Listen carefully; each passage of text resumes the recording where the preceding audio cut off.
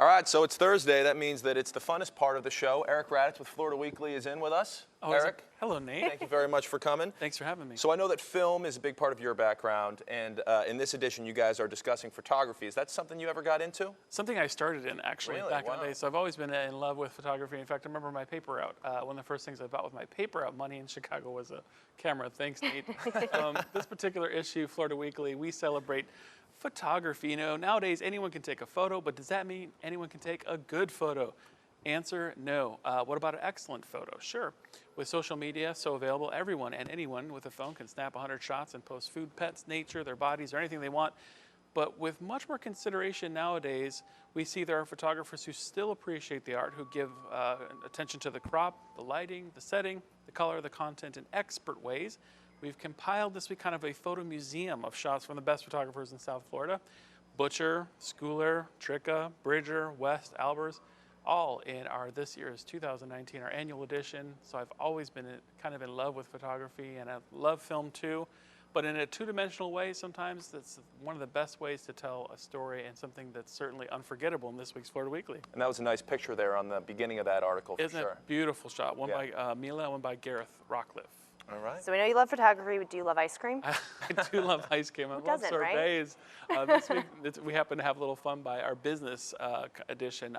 We do a story on the Palmacino family. They do a little business called the Tipsy Cow. The Tipsy Cow has fresh, zesty ingredients made from scratch with a few flavors actually infused with alcohol, including their Dirty Girl Stout, Who's Your Daddy, and Pina Colada flavors, which helps us understand why it's called the Tipsy Cow. 2% infused, some of them.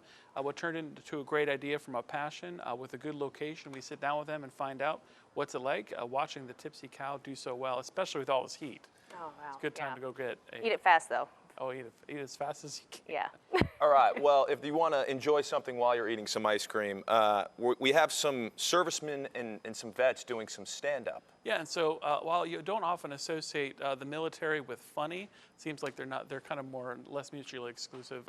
We do have the Alliance for the Arts, who are getting involved with it's actually a show for people who were formerly in the Navy. And in the military, it's called the Armed Forces of Funny, the Comedic Servicemen. And you do see stand-up frequently in the military, and so they're doing impersonations and skits.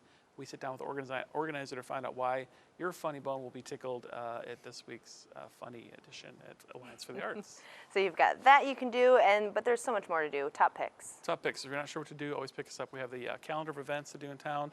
There are things to do, although it is hot outside. There are events outside and inside. And some of the top picks we feature this week include Cirque du Soleil's A Corteo at the Hertz Arena, Art Speak at FSW.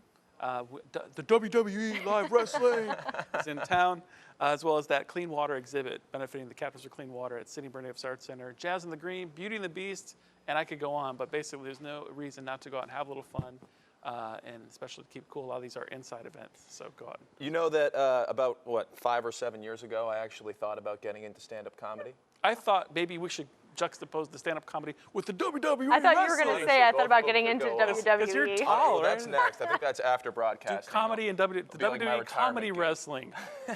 I'll help It is manage funny. you, man. Honestly, yeah, I'm we joking. got a partnership already in the making right now. I'll wrestle you. I'll be the first one. All right, so these two are going to work out their wrestling routine. And, of course, Eric, we will see that plan next week. But thank you so much for coming in. Thanks for having me. Appreciate it.